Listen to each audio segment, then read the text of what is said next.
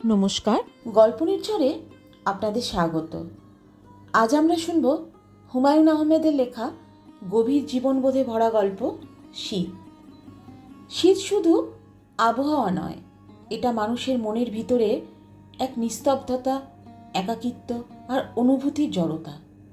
সম্পর্কের টানাপোড়েন আর জীবনের কঠিন বাস্তবতাকে ঘিরে গড়ে উঠেছে এই গল্প, যা আমাদের হৃদয়কে ছুঁয়ে যাবে নিঃশব্দে। চলুন শুরু করি হুমায়ুন আহমেদের লেখা গল্প শীত।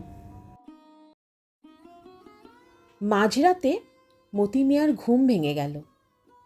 বুকে একটা চাপা ব্যথা, দম বন্ধ হয়ে আসছে। শ্বাসের কষ্টটা শুরু হলো বোধহয়। সে কাঁথার ভেতর থেকে মাথা বের করল। কি অসম্ভব ঠান্ডা, বুড়ো মারা শীত পড়েছে। দরমার বেড়ার ফাঁক দিয়ে বরফ শীতল হাওয়া আসছে। হাতে পায়ে কোনো সাড়া নেই। ঠান্ডায় জমে গেছে নাকি? মতি মিয়া বড় বড় নিঃশ্বাস নিতে শুরু করলো। শ্বাসকষ্ট শুরু হলে কিছুতেই ফুসফুস ভরানো যায় না। কেউ একটু হাওয়া করলে আরাম হতো। ডাকবে নাকি ফরিদের মাকে? মতি মিয়া উঠে বসবার চেষ্টা করল। আশ্চর্যের ব্যাপার, ব্যথাটা কমে গেল। নিঃশ্বাস স্বাভাবিক হয়ে এলো। ঠিক তখন একটা অদ্ভুত ব্যাপার ঘটল। মতি মিয়ার মনে হলো কেউ যেন তার কাঁথার ভেতর ঢুকে যাচ্ছে। অশরীরী কেউ। সে হাত রাখল মতি মিয়ার পেটে। অসম্ভব শীতল হাত, সেই হাতে বড় বড় আঙুল। একবার হাত রেখেই সে হাত সরিয়ে নিল। মতি মিয়া ভয় পেয়ে ডাকল, বৌমা, ও ফরিদের মা। ফুলজান ফরিদকে নিয়ে রান্নাঘরে ঘুমায়। শ্বশুরের বেশিরভাগ কথারই সে কোনো জবাব দেয় না। আজ দিল। বিরক্ত স্বরে বলল, কি হয়েছে? কুপিটা ধরাও গো মা, বড় ভয় লাগতেছে। ঘুমান দেহি। কে জানি আমার পেটের মধ্যে হাত দিল। স্বপ্নে দেখছেন? কার ঠেকা পড়ছে আপনার পেটে হাত দিব? ফরিদরে একটু দিয়া যাও আমার সাথে, দিয়া যাও গো মা। ও ময়না, খামাকা চিল্লায়েন না, ঘুমান। ও ফরিদের মা, ও বেটি। ফুলজান সাড়া দিল না। মতি মেয়ে একটা দীর্ঘ নিঃশ্বাস ফেলল। জমাট অন্ধকার চারদিকে। বেড়ার ফাঁক দিয়ে এক বিন্দু আলো আসছে না। বোধহয় কৃষ্ণপক্ষ। তার ভয়টা কিছুতেই কাটছে না। বুড়োকালে মানুষের ভয় বেড়ে যায়, অকারণেই গা ছমছম করে। বুড়োকাল বড় অদ্ভুত কাল। রান্নাঘরে খচমচ শব্দ হচ্ছে। ফুলজান কি জেগে আছে নাকি ইঁদুর? ইঁদুরের বড় উৎপাত হয়েছে। ফুলজান বিড়বিড় করে কথা বলছে। কে জানে, হয়তোবা শেষটায় কুপি জ্বালাবে, দেখতে আসবে তাকে। যতটা খারাপ মনে হয় মেয়েটা ততটা খারাপ নয়, মায়া মহাব্বত আছে। মতি মিয়া কাঁথার ভেতর থেকে মাথা বের করল। কি ভয়ানক ঠান্ডা পড়েছে। এই শীতটা বোধহয় কাটানো যাবে না। ভালো মন্দ কিছু এবারই হবে।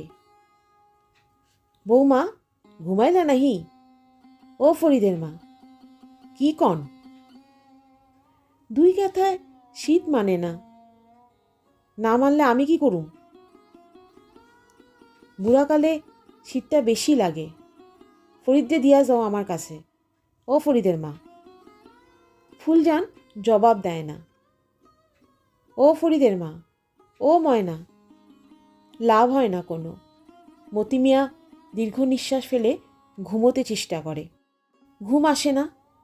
বুড়োকালের এই এক যন্ত্রণা। একবার ঘুম ছুটে গেলে আর ঘুম আসে না। শীতের রাত জেগে পার করা বড় কষ্ট। ফুলজানের দুটো বাচ্চা থাকলে ভালো হতো। একটাকে রাখতে নিজের কাছে। পুলাপানের গায়ে জবর ওম, লেপের চেয়েও বেশি ওম। মেছের আলী বেঁচে থাকলেও হতো। একটা জোয়ান ছেলে আশেপাশে থাকলেই ঘরবাড়ি গরম থাকে। মতি মিয়ার বুক হু হু করতে লাগলো। বুড়োকালে আশেপাশে একটা জোয়ান ছেলে দরকার। মেছের আলীর কথা তার বেশিক্ষণ মনে রইল না। কিছুক্ষণের মধ্যেই তার খিদে লেগে গেল। অথচ খিদে লাগার কোনো কারণই নেই।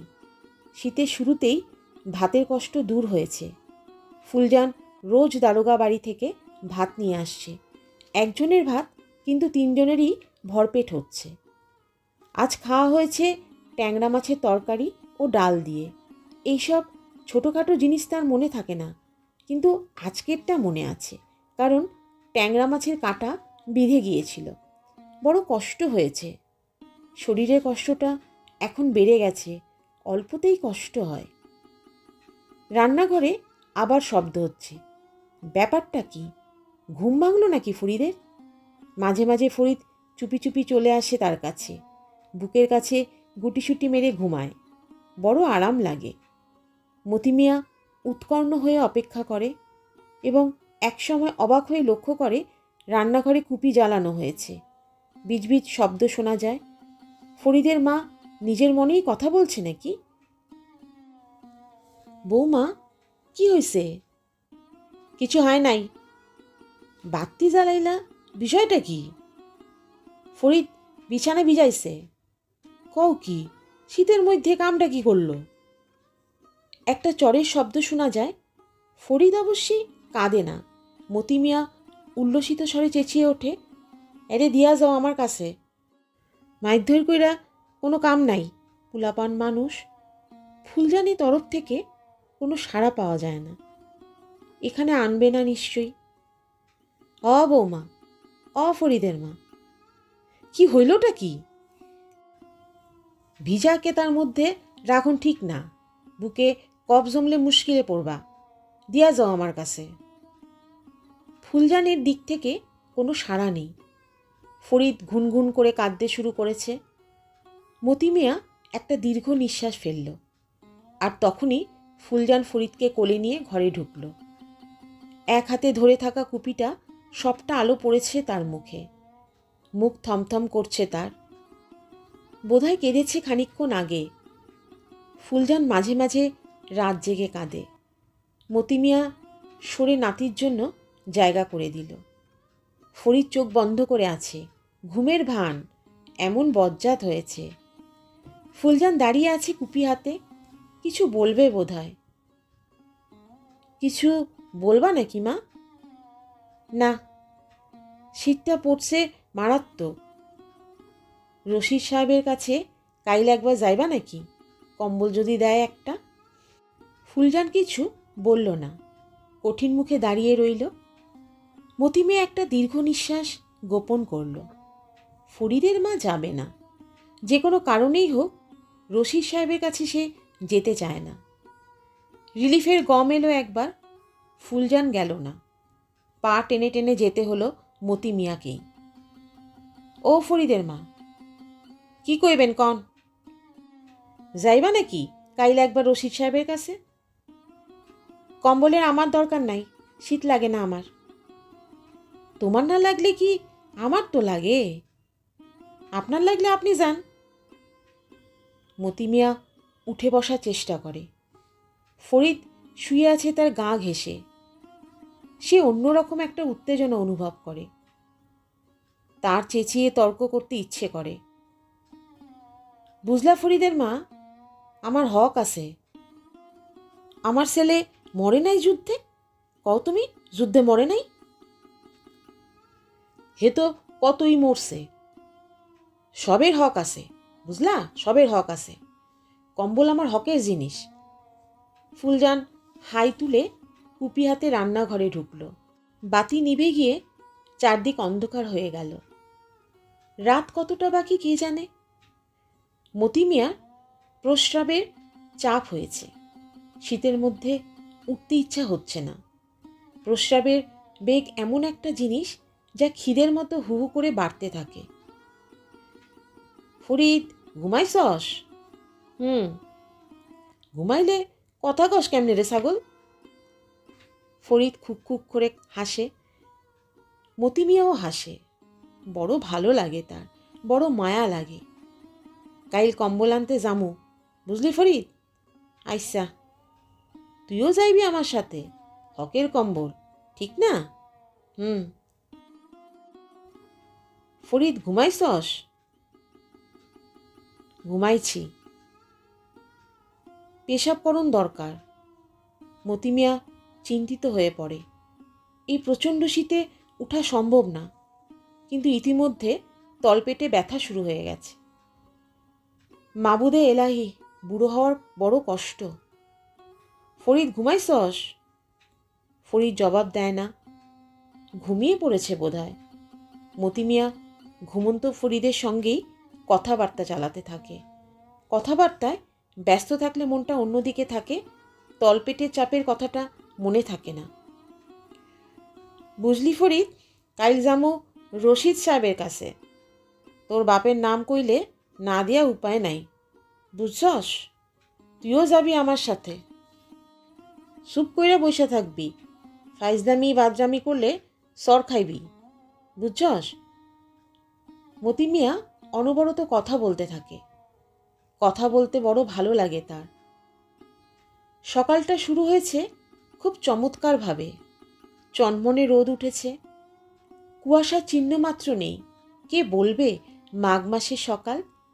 মতি মিয়া আয়েশ করে রোদে বসে আছে, বড় আরাম লাগছে। ফুলজান ফরিদকে টিনের থালায় মুড়ি দিয়ে বসিয়ে দিয়েছে। এটা একটা ভালো লক্ষণ।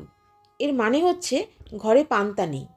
যেদিন পান্তা থাকে না সেদিন দুপুরে ফরিদের মা গরম ভাতের ব্যবস্থা করে, আজও করবে। দু এক গাল মুড়ি খেলে হতো। ফরিদ থালা নিয়ে ঘুরে ঘুরে মুড়ি খাচ্ছে। মুড়ি শেষ না হওয়া অবধি কাছে ফিরবে না।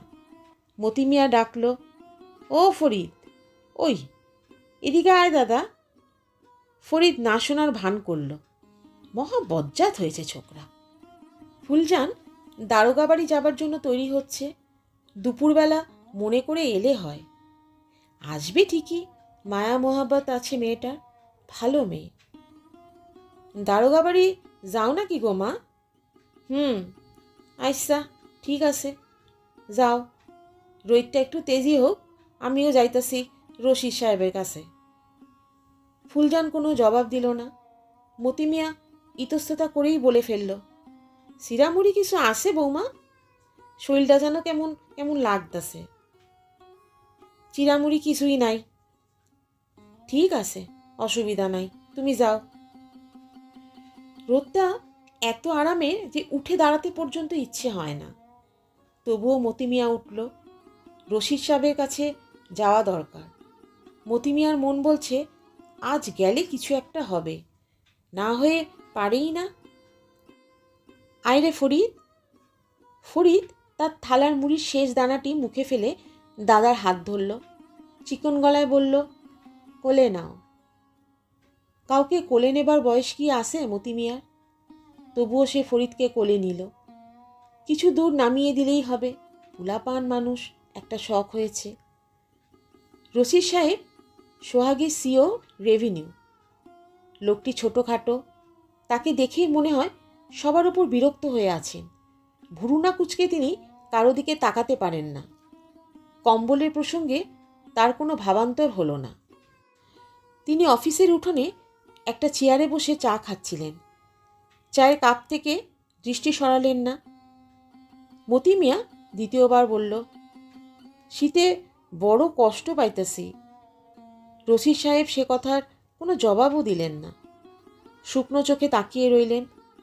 মতি মিয়া ভেবে পেল না কথাগুলি কিভাবে বললে শীতের কষ্টটা পরিষ্কার বোঝা যাবে। রশিদ সাহেব কম্বলের প্রসঙ্গ সম্পূর্ণ বাদ দিয়ে অন্য প্রসঙ্গ নিয়ে এলেন। নিরাসক্ত গলায় বললেন, এই ছেলে কে? জিয়া আমার নাতি, মেসের আলীর ছেলে। কার ছেলে? মেসের আলী।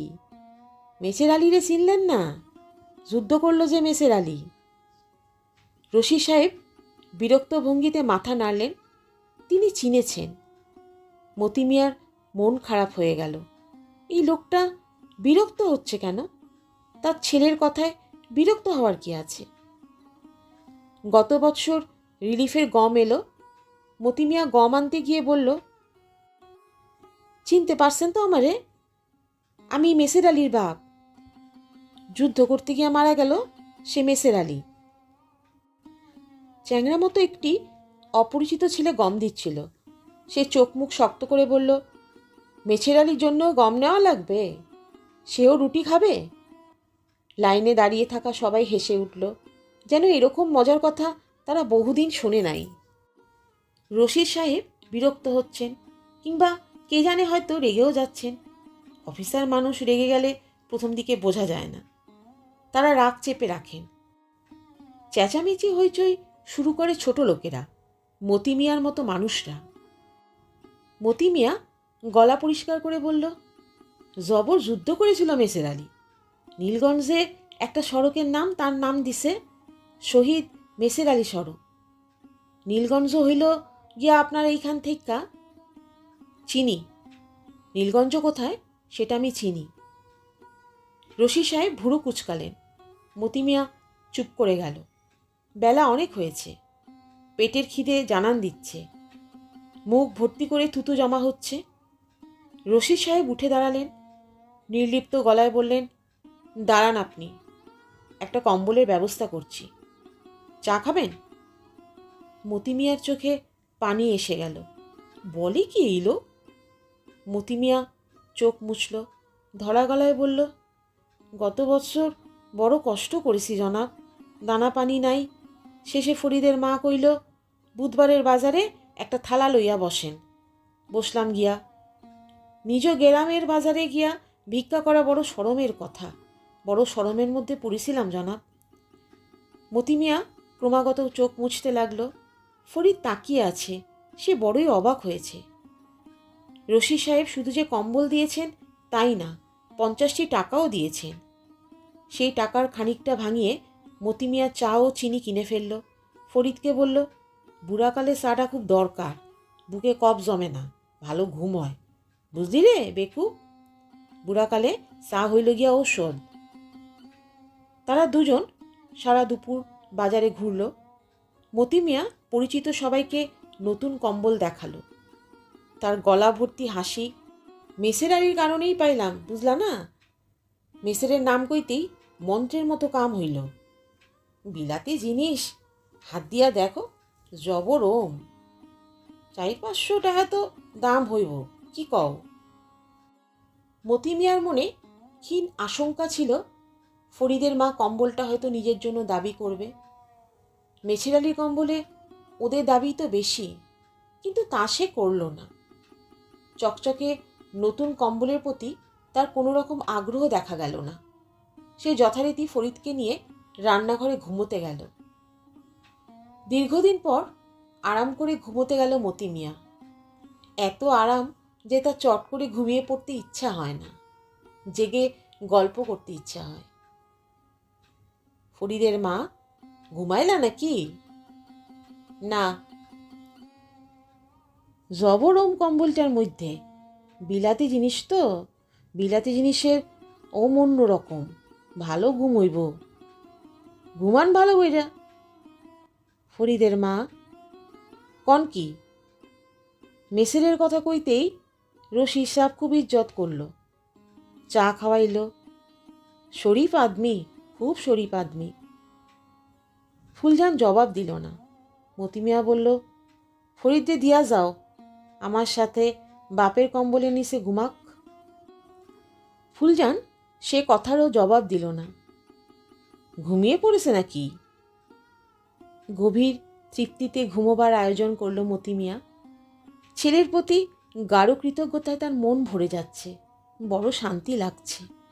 ঘুমের মধ্যে সে শুনল ফুলজান কাঁদছে। সে প্রায়ই কাঁদে।